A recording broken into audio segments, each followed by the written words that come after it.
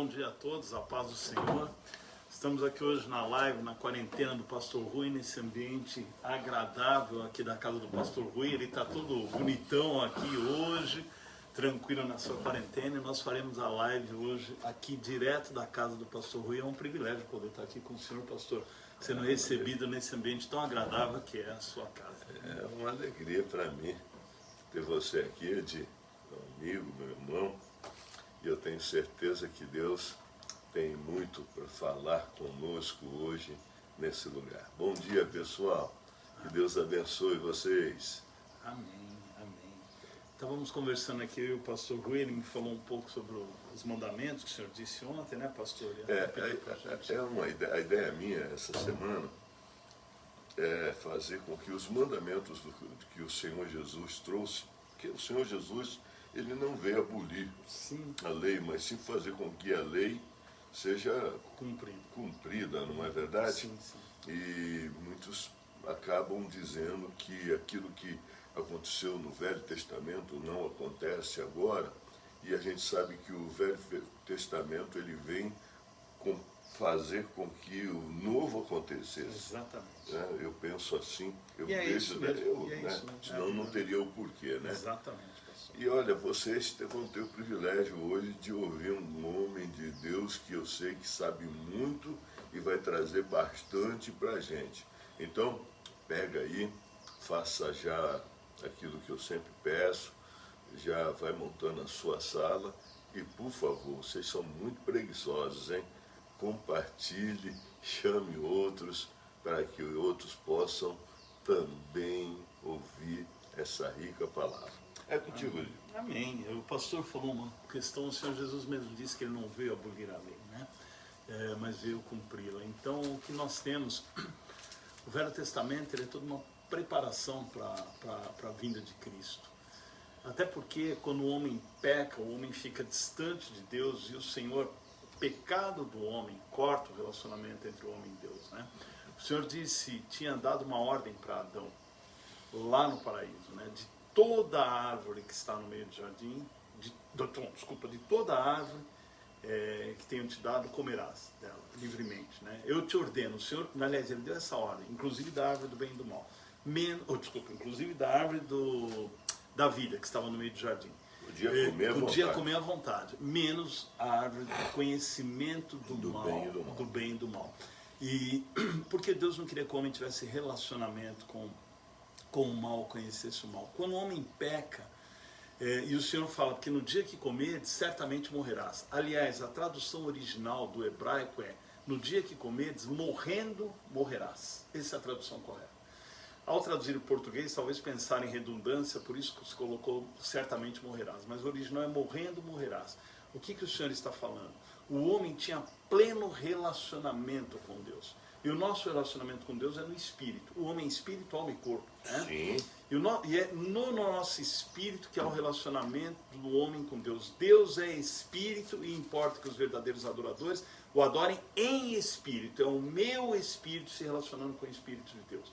É ali que Deus se relaciona com o homem. Deus não se relaciona na alma. Na alma nós temos basicamente emoção.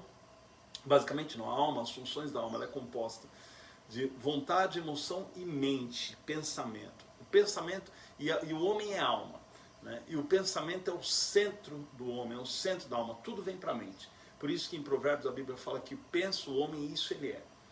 E nós temos o corpo, que o corpo se relaciona com o mundo externo através dos 5 sentidos. Então tudo que vem do externo vem através dos 5 sentidos para a mente e para a alma. No espírito nós nos relacionamos com Deus através do Espírito Santo. O próprio Espírito Santo testifica no nosso espírito que nós somos filhos de Deus, diz a palavra. Então, quando eu me relaciono com Deus, eu adoro a Deus em espírito, letra minúscula, né? Deus é espírito, está lá em João. Espírito em letra maiúscula, Deus é espírito. E nós, os verdadeiros adoradores, o adoram em espírito, em letra minúscula, o meu espírito, e em verdade, que é a própria Bíblia, que é a palavra, que é o Senhor. E quando o Senhor se relaciona comigo, ele também se relaciona em espírito. O próprio Espírito, em letra maiúscula, o Espírito Santo, testifica com o meu espírito, em letra minúscula, que eu sou filho de Deus. Essa é a relação, e isso o homem tinha essa plena comunhão lá no Éden. O homem se relacionava constantemente com Deus em espírito, e o homem não tinha pecado. Mas no seu livre-arbítrio, né, e Deus deu algo para o homem que é muito bom, que é o livre-arbítrio, senão o homem seria um mero robô. O livre-arbítrio está na alma, veja, a alma é mente, emoção e vontade. A vontade é o livre-arbítrio. O homem não acreditou na palavra de Deus. A palavra de Deus é: no dia que comeres, morrendo, morrerás. Ou seja, o que o Senhor estava querendo dizer? Você, no dia que você comer, você vai morrer espiritualmente. O teu espírito vai morrer. E deixar claro, pastor, que morrer não é deixar de existir. Tá? Morrer mesmo. É você, o espírito continua existindo, mas ele está morto por quê? Porque ele perdeu a vida de Deus. A vida do espírito é o Espírito Santo. Que eu chamo de inoperante. Exatamente, é o que o pastor Rui chama de inoperante. Por que porque ele perdeu a fonte da vida, que é a vida do Espírito Santo, na vida do espírito. Né? O espírito fica inoperante, a alma o sufoca, a alma o absorve. É como se ele fosse um mero acessório da alma. Agora, só concluindo, pastor, a ordem do Senhor era o Espírito Santo governando o meu espírito, o meu espírito governando a minha alma e minha alma o meu corpo. Sim.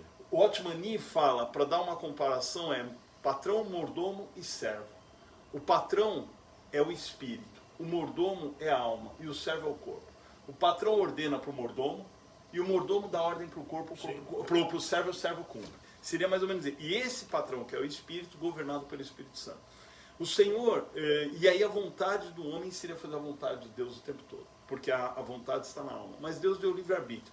Quando o pecado original foi não crer na palavra de Deus, porque o Senhor tinha dito: no dia que você comeres, morrendo, morrerás. Eva não acreditou nessa sentença.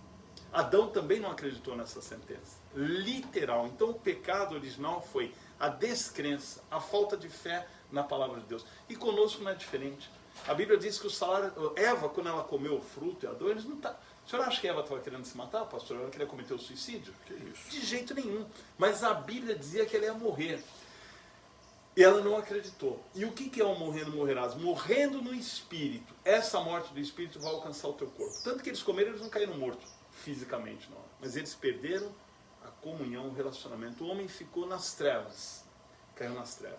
Conosco não é diferente. A Bíblia é clara, diz: o salário do pecado é a morte. Por que o homem peca? Porque ele quer se matar? Não, é porque ele não acredita na palavra. Ele não acredita diz assim, no que está na palavra. O salário do pecado é a morte e o dom gratuito de Deus é a vida eterna. E muitas vezes o homem já vive aqui morto, né? Porque não pensa no dom gratuito de Deus, que é a vida eterna. E a vida eterna, ela começa aqui. Tanto que o Senhor Jesus vira para aquela mulher e fala: se beberes da água que eu te der, rios de águas vivas fluirão do teu interior. Sim. O ladrão veio senão para roubar, matar e destruir, mas eu vim para lhes dar vida e vida em abundância, o que o Senhor Jesus diz. Então, voltando, para a gente, irmão, nós não perdemos o fio da meada aqui, não. Eu só estou tentando mostrar o seguinte: por conta desse pecado, o homem foi lançado nas trevas, em todos os aspectos. A criação foi entregue para Satanás e o homem foi lançado no pior tipo de trevas que há, que são as trevas morais, que é o que a gente vive hoje. Essa é a grande treva. E trevas, eu já disse em outras lives, repito, e é bom a gente repetir sempre, a gente sempre pensa em trevas como algo fora.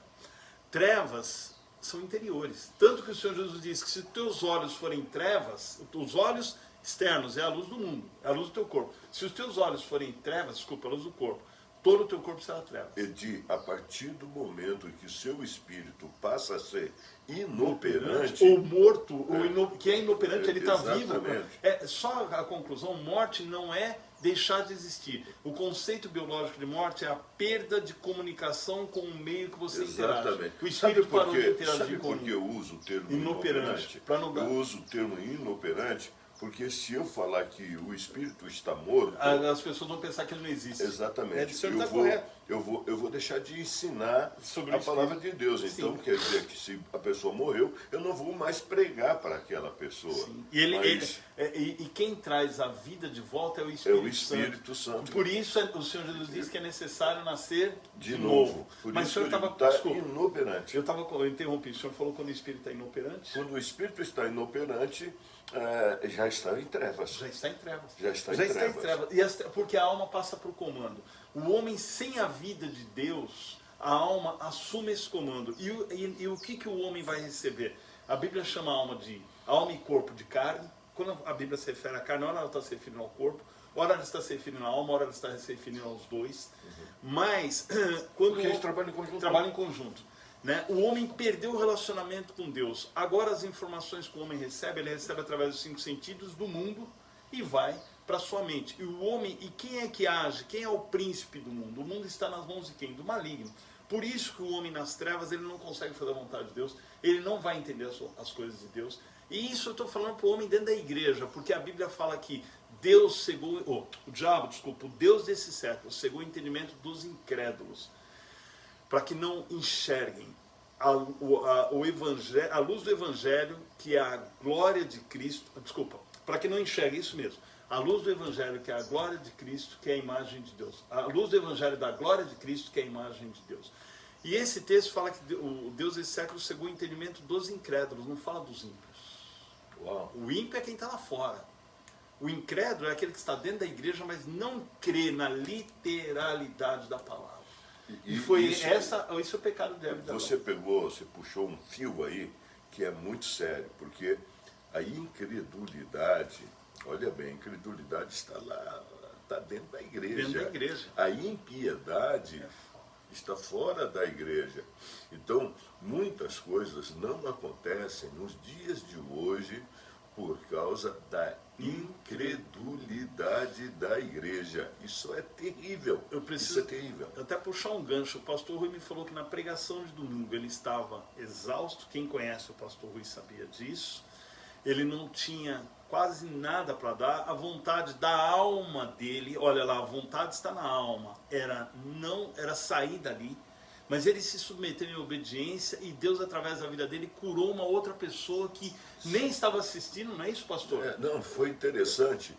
Ontem eu recebi um WhatsApp de um membro da nossa igreja que passou o link da pregação de domingo à noite para uma família da Cristã do Brasil, que é parente deles. E eles assistindo o culto de domingo à noite, a mensagem de domingo à noite, foram curados. E eu estava dizendo para o pastor Edi, eu não tinha nada para dar, eu estava exausto, eu estava cansado, eu queria fugir daquele lugar, o meu raciocínio não conseguia pegar o que eu queria falar, eu estava terrivelmente abatido ali pregando, porque eu queria fugir. E uma pessoa foi curada. Vocês acreditam? Veja a coisa, eu vou aproveitar as 2 palavras que o pastor colocou aqui, que tem muita relação do que nós estamos falando, hein? Ele falou, a minha vontade era sair dali, eu não tinha vontade de ficar ali, vontade de alma.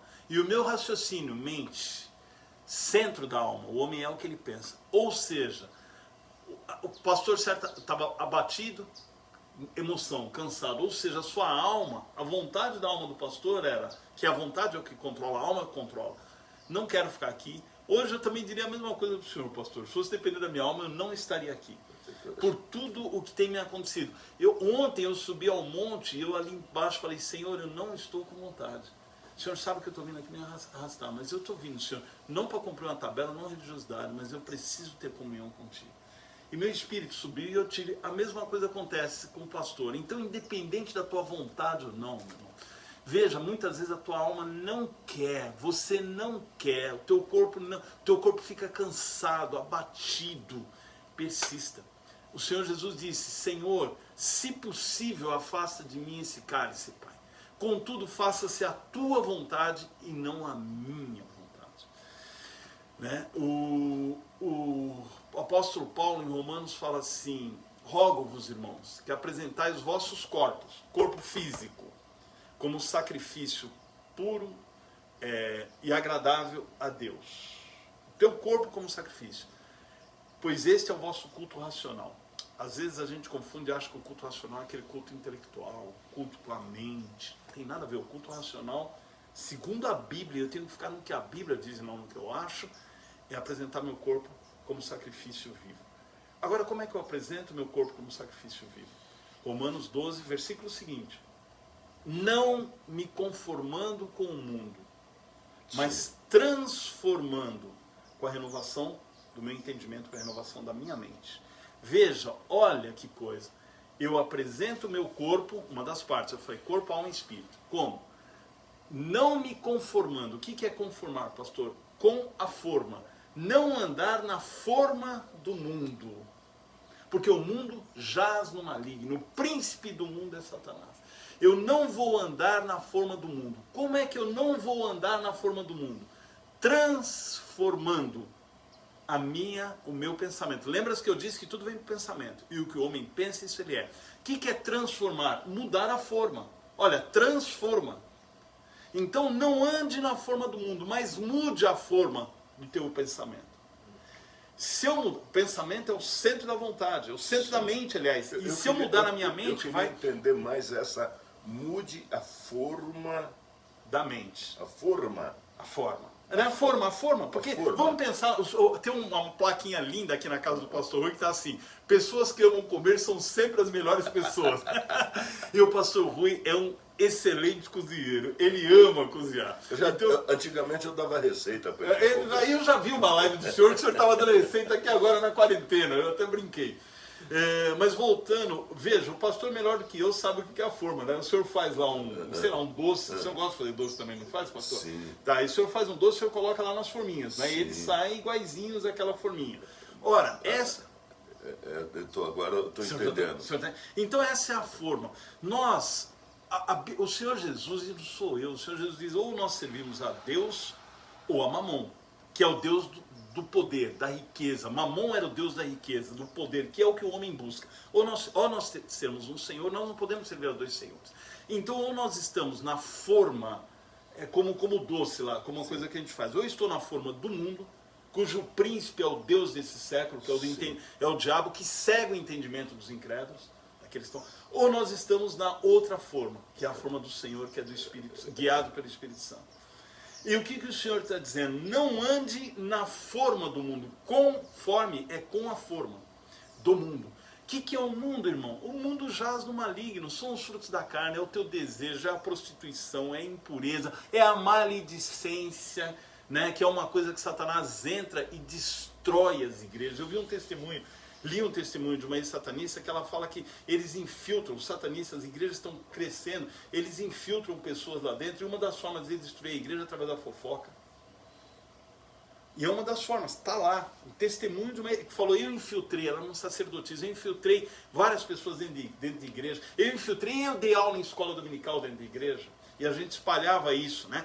Ora, é uma das... Tanto que Tiago, a gente vai falar, você está criando o pastor? Não, gente, tudo isso está na Bíblia. Tiago fala da língua. Como ela destrói, como ela é uma pequena fagulha e como ela destrói. Ora, o Senhor fala então, não ande na forma do mundo, mas transformai-vos pela renovação do vosso pensamento. E como é que eu renovo o meu pensamento? Está aqui, ó. Bíblia, palavra, oração, comunhão com Deus. Só para colocar mais ou menos no trilho de ontem, eu ia voltar para o trilho de ontem. Lembra das bem-aventuranças que eu disse que foi um dos primeiros, a forma do Deus vivo ensinar os mandamentos? Ele disse assim, bem-aventurados humildes de espírito. Ele já falou assim, andem em espírito. E logo em seguida ele fala assim, bem-aventurados que choram. E aqui nesses que choram, eu estou falando dos quebrantados aqui, ó, de mente, ó.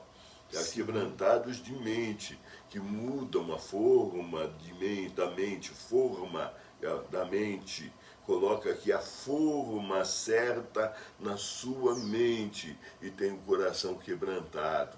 Tira a forma do maligno e coloca a forma de Deus. Lembre-se que o homem é o que ele pensa.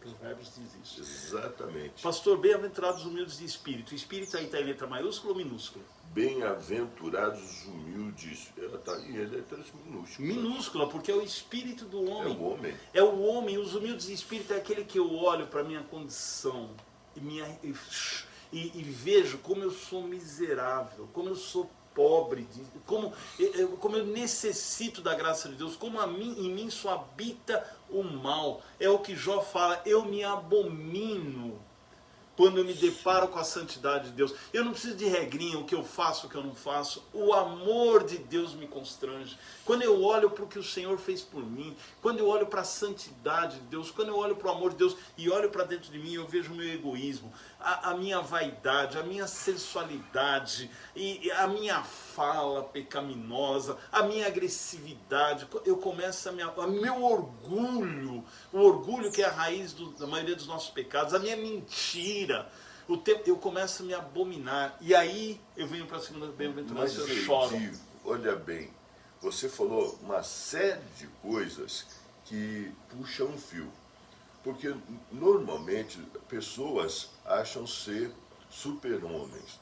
A religiosidade, aqueles que pregam religiosidade, faz com que muitos vivem pensando que são super pessoas. Você não é uma super mulher, você não é um super homem. Andar no Espírito, você tem que reconhecer que, vez ou outra, vai haver briga aqui. Ó. O diabo guerreia contra você aqui. E se você não tiver amigo, se você não tiver pastor, se você não tiver um discipulador, no caso, são os seus pastores, para sentar com você e colocar, sabe, a forma certa, tirar a forma errada e colocar a forma certa. Eu amei esse negócio de forma. Você está entendendo? Tirar a forma errada e colocar a forma certa, você vai pensar que você está fora da casinha, você vai pensar que você, né? Ou então você vai agir como o mundo, vai agir já nas trevas, né? Vai estar governado pelas trevas. Fora da luz e achando que está fazendo tudo certo. Já viu isso acontecer? Um monte de vezes. E já vi, sabe do que eu vi, pastor? Olhando para mim no espelho. Eu já vi isso na minha vida. Essa é a pior coisa, né? Quando a gente olha para nós mesmos. Espelho. E é isso que o Senhor fala para a gente fazer o tempo todo. Olhar para a gente no espelho. Tem um irmão que o pastor conhece, um homem de oração, um profeta realmente, que quando traz algo, a gente examina ou não se cumpre, né? Algumas coisas cumpriu-se literalmente, assim como o pastor Rui já trouxe, mas é o Isaac que ora todos os dias, meio-dia ele está ajoelhado orando, 6 horas da tarde, são orações, eu brinco, orações isaquianas, é uma oração de 1h30, ele vai intercedendo por todo mundo, meia-noite, 3 horas da manhã,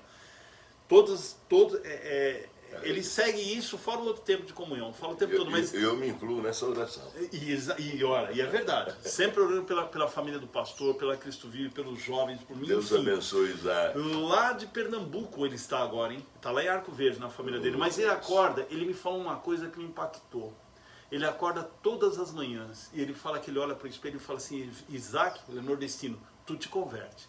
Tu precisa se converter. Se você não se converter, o inferno te espera. Ele fala isso para ele todas as manhãs. Então todos nós aqui, vamos fazer de conta que nós estamos olhando para o espelho, olha, Rui, você se converte, hein? Porque se você não se converter, o inferno te espera. E é isso mesmo. Isso mesmo, né, isso é muito forte. Isso é transformados pela renovação do vosso entendimento. Veja, olha, eu não ando mais na forma. Esse é apresentar o teu corpo como sacrifício vivo. Eu vou mudar minha forma pela renovação do meu entendimento, na alma. Para que experimentais qual seja a boa, perfeita e agradável vontade de Deus. Eu vou experimentar onde? No Espírito. Porque é no Espírito que tem relacionamento. Olha lá, corpo, alma e Espírito. Agora veja que coisa interessante, irmão. O meu corpo só vai ser um sacrifício vivo se eu tiver essa renovação na minha mente e andar no Espírito. É só quem anda governado pelo Espírito. Porque é no Espírito que acontece a transformação. É de dentro para fora. Quem age de fora para dentro é Satanás. O Senhor vem no eu me arrependo, choro, humilde de coração, né? Humilde de coração, eu vou chorar, né? Bem-aventurados que choram. Por quê, pastor? Qual que é a consequência? Eu gosto disso porque serão consolados. Serão consolados. E esse humilde, esses que choram, né? É lá em Mateus 5. Sim. Os que choram, eles choram porque eles estão cheios, são aquebrantados, né? E tem poder, sabe, de falar. Você sabia que domingo, à noite eu estava chorando no meu espírito, sabia? Eu queria rir e não conseguia rir. Eu queria sorrir, eu queria falar, eu queria brincar, eu queria transmitir um culto alegre. E eu não conseguia, né? Não conseguia. Sabia que eu estava chorando? O tempo todo chorando ali. O meu irmão, e quando nós somos consolados, porque o Espírito vem e nos consola, quando a gente olha a nossa condição. Sim. E aí, a Bíblia fala que miserável, o coração do homem é mais corrupto do que todas as coisas. Olha que coisa interessante. O teu coração é mais corrupto que o Congresso Nacional. Daí, só para você ter uma ideia da corrupção do teu coração, porque fala mais corrupto do que todas as coisas. Mas aqueles que são humildes, aqueles que choram, a Bíblia fala lá na bem-aventurança, bem-aventurados puros de coração, porque aí é tremendo, porque aí não sou mais a minha vontade corrupta, é a vontade de Deus. E o que acontece com os puros de coração, pastor? Eles verão a Deus, não é isso? E é interessante que esse puro de coração, né, não é só puro, porque pureza de coração? Pureza de coração é lealdade, é fidelidade. É uma pessoa que consegue perdoar de verdade. É o amor. Puro de coração é amor, porque é a santidade. Santidade. E olha, pastor, que coisa, a coisa é tão tremenda veja, Jeremias 17:9 diz assim: enganoso é o coração, mais do que todas as coisas. Outras traduções que é melhor, está corrupto, mais corrupto do que todas as coisas. E incorrigível. Quem o conhecerá? Quem? Meu Deus do céu. O Senhor, esquadrinho o coração e provo a mente. Olha a mente novamente aqui. Por quê? Porque a mente, o pensamento é o centro do homem, o centro da vontade, o centro da alma, e o homem é a alma. E é a partir da mente que vai desenvolver a minha vontade, e a minha vontade vai dar ordem para o meu corpo. Agora, se a minha mente for transformada, meu coração vai ser puro e eu verei a Deus. Jó, eu me abomino. Antes eu te conhecia de ouvir falar, agora os meus olhos te veem. E aí eu vou perdoar, que é o que ele perdoa os amigos. Edi, deixa eu fazer uma pergunta para você. Você já teve algum momento dificuldade de ter o seu coração quebrantado? Sim. Teve? Vamos falar para esse povo aí, aqui nós tivemos já esse problema? Muitas vezes, né? Mas já tive muita dificuldade. Quando é que nós não temos o nosso coração quebrantado, o coração que chora? Eu vou colocar dois exemplos aqui. A falta de perdão é uma delas. Aí, ó. Falta de perdão, mágoa, não adianta. E por trás disso a gente tem uma coisa chamada orgulho. Então, e o orgulho, meu irmão, às vezes ele não está só ligado à falta de perdão, não. Eu vou trazer o meu exemplo, tá, pastor? Sim, pode trazer. O meu exemplo. Veja, irmãos, todos têm uma área de vulnerabilidade, tá? Eu sou casado há 30 anos. Não estou falando que eu não esteja arriscado a isso, porque a Bíblia fala que aquele que está em pé, olha que não caia. Mas quando eu me converti, quando jovem, e eu já falei para os irmãos aqui, eu era meio hippie, de esquerda, tinha uma vida devassa. Ele já foi hippie. Uma das coisas, né? Tinha cabelo. Aliás, já fiz, pastor, eu já contei para o senhor que os meus contatos com o cristianismo era zero, era comprar um povo da teologia da libertação. E nessa eu fazia peça de teatro, eu já fiz uma peça. Mas eu nunca falei aqui que eu já fui Beatles. Eu já fui Beatles. Então, até com guitarra e tudo. Então, eu tinha cabelo, tá? E barba, né? E eu já fiz papel de um Jesus numa peça de teatro, que não tem nada a ver com o nosso Senhor. Eu já pedi perdão disso pro senhor. Era um Jesus revolucionário, marxista, essas coisas loucas. Mas só para provar que eu já tive cabelo, tá? Mas voltando, quando eu me converti, eu pedi para o Senhor me purificar nessa área sexual, eu pedi para o Senhor purificar meus olhos. Então, não que eu não esteja arriscado, mas é porque a Bíblia fala que aquele que está em pé, olha que não cai, mas realmente é uma área que o Senhor, porque eu entreguei realmente isso. Mas onde é que o Satanás me pegou o tempo todo? No orgulho do conhecimento intelectual. E foi aí que foi realmente, eu estava indo na religiosidade, caminhando para o inferno. Levando minha família para o inferno e achando que estava no céu. E isso sendo pastor, isso sendo na igreja, isso pregando, isso ensinando, dando aula de teologia. Mas até a teologia tudo era o orgulho e a vaidade do conhecimento. Conhecimento intelectual, não do conhecimento de Deus. O conhecimento de Deus é no espírito. O conhecimento intelectual é na alma. Isso é orgulho. O orgulho te impede de você ter um coração aquebrantado. porque você acha que é você. E ainda tem mais um agravante. Agravante se for na alma. Se for submetido a Deus, é uma benção. Eu sou autodidata, pastor. Posso só? Sim. Aliás, o orgulho impede de você ser você. Exatamente. O diabo te engana, ele te coloca uma máscara. E eu diria assim, Deus tem me concedido o dom de ser autodidata. Sim. Tá? Então, às vezes, por exemplo, eu consigo algumas coisas, eu leio e acabo aprendendo filosofia. Eu aprendi muito mais estudando e comecei a dar aula. Eu comecei a ter aula no seminário, pouco depois eu fui chamado para ser professor. Eu nem tinha concluído todas as matérias. Então, assim, mas eu tenho essa facilidade. E isso é terrível, porque você, se não for usado para a glória de Deus, se não for no espírito, na alma, porque você começa a achar que é você. E isso te impede de ser humilde de coração. Quando você se depara com isso. E o Senhor um dia me falou, eu passando por guerras terríveis, que ainda estou, né, uma luta enorme, eu falei, Senhor, por que isso comigo? E já chorando, mais quebrantado, e o Senhor falou, eu permito tudo isso por amor a você. Porque se você não passasse por isso, com o teu orgulho, você estava indo para o inferno. Então, às vezes, a gente passa por algumas situações para que Deus quebrante e quebre o nosso coração. Eu ia fazer essa pergunta, Didi, porque nós vamos terminar. Tá? Então vamos terminar. Eu ia fazer essa pergunta para você. Bem-aventurados perseguidos por causa da justiça, porque deles é o reino do céu. Alguma vez você foi muito perseguido por causa da justiça? Sim, fui perseguido. Por causa da verdade? Sim, fui perseguido. Porque você quer a verdade? Sim. Fui perseguido, eu vou falar aqui, eu fui já perseguido. Quando eu me converti, a religiosidade não tinha entrado na minha vida ainda, então eu era um homem que andava muito com o Senhor. E em casa nós somos eu vou só trazer 3 exemplos, tá? Em casa nós somos em 9 irmãos. Eu me lembro que meu irmão mais velho, que hoje é crente, colocou toda a minha família contra mim.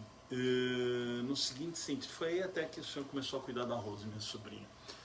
Deus tinha falado isso para mim, que um ia se levantar. Ele fez isso não por...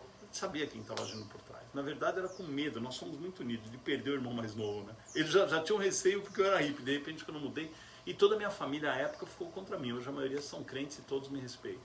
Já fui perseguido no trabalho, por defender princípios dos quais eu não tenho como abrir mão. São princípios bíblicos. E já passei isso sendo promotor, viu, gente? Já passei, e olha, como promotor eu sou subordinado à lei, mas já passei perseguições dentro do trabalho e já passei perseguições dentro da igreja. Por dentro da igreja, perseguição com irmãos, ou se dizem irmãos, mas por realmente defender essa verdade. Já passei dentro de casa. Isso que eu ia falar, de vez em quando. Dentro de casa. A gente passa dentro de nossa casa. Dentro de casa. Aliás, então, é o principal local onde Satanás age. Exatamente. Né? Agora, então, eu queria deixar uma coisa para vocês. Disse que vai ser a semana inteira, tá? Eu só poderia fechar. Por que eu trouxe, pastor? Me desculpe. Eu queria, porque a gente começou a falar do Antigo Testamento, só para não deixar essa ponta solta. Nós temos aí, pelo que eu estou olhando ali, são 15, tem mais uns 5 minutinhos, nós começamos às 10h10, só para não deixar essa ponta solta. Nós falamos tudo isso porque nós estávamos começamos falando de Adão e Eva, do pecado, que caíram em trevas morais. Não é isso, pastor? Sim. Porque nós começamos falando do Antigo Testamento. Para a gente não perder... Foi lá na Eva lá. Foi lá na Eva e no Adão, para a gente não perder esse fio do Antigo Testamento. O homem ficou em trevas. Trevas, como eu disse, são trevas morais, trevas internas, e o principal alvo de ataque é a família. Pois bem, a partir daí o homem ficou distante de Deus.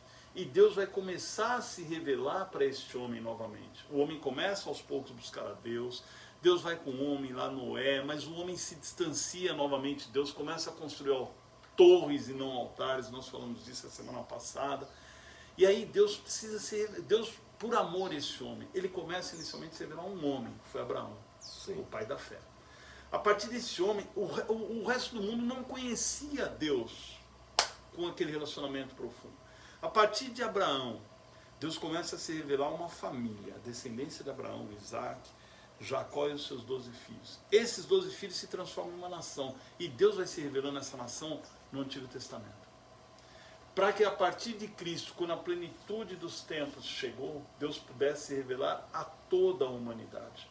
Então a palavra de Deus é a palavra tanto do Antigo quanto do Novo Testamento. Mas por que no Antigo Testamento para o judeu? É porque, primeiro, a humanidade estava toda em trevas. Deus começa com o homem, do homem é uma família, dessa família sai uma nação. E dessa nação o Evangelho é revelado para todo mundo, tanto que a salvação virá do judeu. Ué, estava escrito no Antigo Testamento e a própria mulher samaritana fala isso. Então, tanto o Antigo quanto o Novo Testamento é a palavra, não é são, é a palavra de Deus. E Deus fala, o que ele fala no Antigo, você vê no Novo Testamento. Eu acabei de ler um trecho do Novo Testamento, do puro de coração, e fui lá no Antigo Testamento. Enganoso é o coração do homem. Ora, nós, a palavra, e de forma literal, da forma como ela está escrita, eu já disse a semana passada, quem assistiu a live, quando nós nos deparamos com um texto difícil de compreensão, deixa de lado. Ou quando nós nos deparamos com algo que não pode ser literal, é um símbolo, a própria Bíblia vai explicar o significado desse símbolo. Ou próximo, como em Apocalipse 12, que nós trouxemos, ou em outro texto. Mas tanto o Antigo quanto o Novo Testamento é a palavra de Deus. E o Antigo Testamento não foi revogado. Revogado perdeu a validade. Aliás, hoje se prega isso, viu, pastor? É um cuidado que a gente tem que ter. O evangelho da hipergraça, que muitos jovens começaram a pregar na praça, eles descartam o Antigo Testamento. Sim, essa era uma heresia diabólica desde lá da época primitiva. E você sabe que esse tem sido o meu grande temor, e é por isso que nessas nossas lives, né, desde o princípio, eu acho que das lives, já foram mais de 100 e tantas lives feitas, nós sempre pregando as mesmas coisas. E olha bem, olha o que eu vou falar para você. Nós vamos, tá vendo? Nós estamos na bem-aventurança, você é o sal da terra, você é a luz do mundo, e logo em seguida, não pense que vim revogar a lei. Sim. Ou os profetas. Não vim para revogar, mas vim para cumprir. Só um detalhe, irmãos. O Antigo Testamento é resumido na lei de Moisés e nos profetas. Por isso que o Senhor Jesus diz, não vim para revogar a lei e os profetas. Ele estava falando ali para o judeu. Sim. O judeu compreendia claramente o que ele estava falando. Eu não vim para revogar a lei e os profetas, que é o que a gente chama hoje de Antigo Testamento. Tá?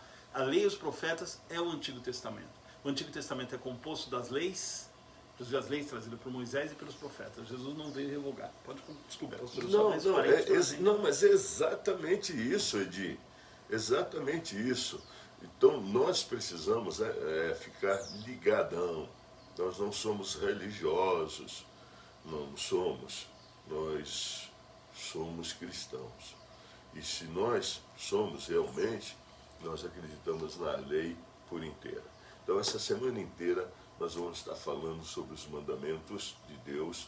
Vamos buscar um pouquinho lá como foi feito hoje, no Velho e no Novo. Foi muito bom. E se eu pudesse, convidaria o pastor Edi para vir mais uma vez essa semana aqui. Vou tentar vir, sim, tá vai ser um prazer. Quem sabe ele possa vir na sexta-feira. Só lembrando que para não dar a impressão que nós nos perdemos, qual foi o primeiro mandamento estabelecido para o homem? De toda árvore comerás, mas da árvore do conhecimento do bem e do mal, desta não comerás, porque no dia em que comeres, morrendo, morrerás. Da árvore do pecado, a árvore do conhecimento do bem e do mal era do pecado. Não se alimente do pecado. O mesmo mandamento vale para hoje, meu irmão. Alimente-se da árvore da vida, que é o Senhor. Não se alimente do pecado. Percebe como é que tem tudo uma relação? Não ande na forma que o pastor gostou tanto. A forma você faz o alimento, não é? É isso mesmo. Não é alimentozinho? Não se alimente daquela forma que é do mundo, mas se alimente da forma do que vem de Deus, para que você experimente a boa, transformando, mudando de forma pela tua mente, para que você experimente qual é a boa, perfeita e agradável vontade de Deus. Se você se alimentar da forma do que vem do mundo, o salário do pecado é a morte. Morrendo, morrerás. E você sabe por que a gente, dentro da igreja, continua se alimentando da forma do mundo? Porque a gente não crê, não tem fé na palavra de Deus. A palavra diz que o salário do pecado é a morte. A gente não acredita nisso. E a Bíblia fala, agora é o contrário, mas o dom gratuito de Deus é a vida eterna. Se eu creio nisso, eu vou buscar esse dom gratuito de Deus. Se eu ando com fé e está escrito na Bíblia, por mais que as circunstâncias estejam contrárias, por mais que tudo diga que não, Senhor, está escrito e eu oro e creio segundo o que está escrito. Sem fé é impossível agradar a Deus. Agora Amém? nós vamos orar. Nós vamos orar por vidas. Eu estou na minha casa. Amém. Fazendo essa semana aqui de quarentena, né, em casa. E vamos orar por famílias. Eu queria orar pela família do Junier. Quem conhece o irmão Zé, né, o meu querido Zé, não está bem, né, está respirando, parece que o rim parou, pelo que me chegou à noite. Tomara que ele já esteja melhor agora. Né, e toda a família do Junier praticamente foi atingida por esse mal. Tanto de um lado da Dani como do lado do Junier. E nós queremos agora entrar em oração. Amém? Nós precisamos entrar em oração. E nós vamos fazer isso agora, em concordância, porque nós amamos essa família. E olha, se tiver uma forma errada em alguma mente, vamos trocar a forma do perdão. Amém. E declarar vida para essa família em nome do nosso Senhor Jesus. Paizinho Santo, Deus Todo-Poderoso, nós queremos agora nos unir em oração. Amém. Em favor da família do Junier, do pastor Junier, da Sim, pastora Dani. Nós queremos pedir, Senhor Jesus, que o Senhor toque no seu pai, toque na sua irmã, que também está internada em Dayatuba. Toque, Senhor Jesus, na senhora sua mãe. Toque, Senhor Jesus, no seu sogro, na sua sogra. Oh, Deus, na família como um todo, Senhor. Porque nesse momento a gente nem sabe o que fazer, porque esse vírus é tão terrível que a gente não pode ir, não podemos estar presente. A gente tem que ficar à distância, Senhor Jesus querido, e simplesmente chorando e pedindo a Deus que opere um milagre.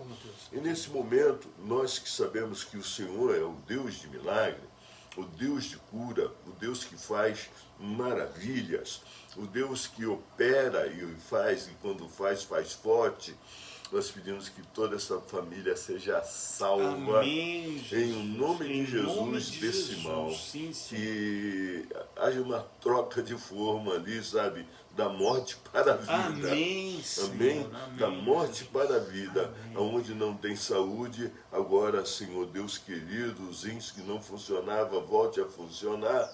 Oh Deus querido, a parte, Senhor Deus, que estava respirando mal, respira, que todo tipo de pneumonia desapareça em nome do nosso Senhor Jesus Cristo. Pedimos esse milagre, Senhor Deus, para a família dos teus servos, em nome do nosso Senhor Jesus, porque a família dos teus servos é a nossa família. O céu dele é o nosso céu. O Deus dele é o nosso Deus. O Senhor Jesus deles são o nosso Senhor Jesus. O nosso Senhor Jesus. E nós pedimos agora cura, libertação, em nome do Senhor. Amém e amém. Que Deus possa também te abençoar, purificar. Amanhã estamos de volta aqui. E se você gostou, dá um oiquezinho aí que gostou. Se você quer que o pastor Edi volte sexta-feira, põe aí, ó, quero que o pastor Edi volte. Aí, se você colocar que quer que ele volte, ele tem que voltar. Ô, pastor, desculpe, em vez da sexta, a gente pode antecipar para quinta, porque eu fiz aquela cirurgia e eu vou tirar os pontos na sexta. Quinta-feira, melhorou. Quinta-feira. Eu vou ter que tirar os pontos Ele vai estar de 9 horas volta da manhã, aqui. em São Paulo. Quinta-feira ele vai estar aqui e nós vamos terminar isso aí.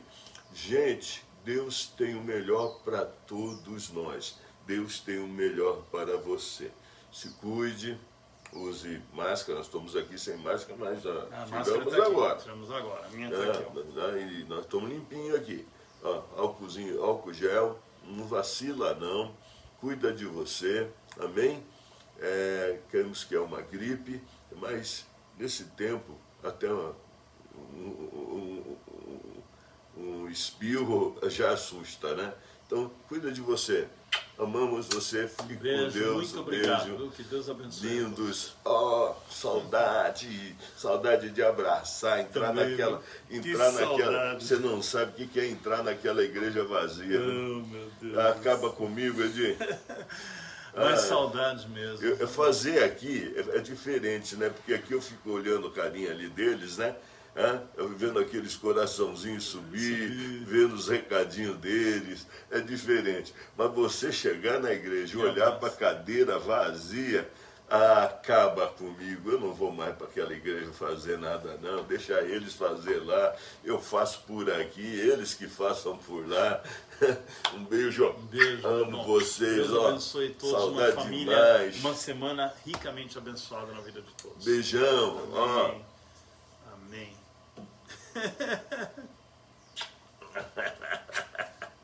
Deus abençoe, meus irmãos. Se a Globo ver que eu beijei ele, vai falar, ih, meu Deus do céu. Que Deus abençoe a vida de cada um. Uma semana repleta da graça e da abundância da graça de Cristo. Deus abençoe a todos.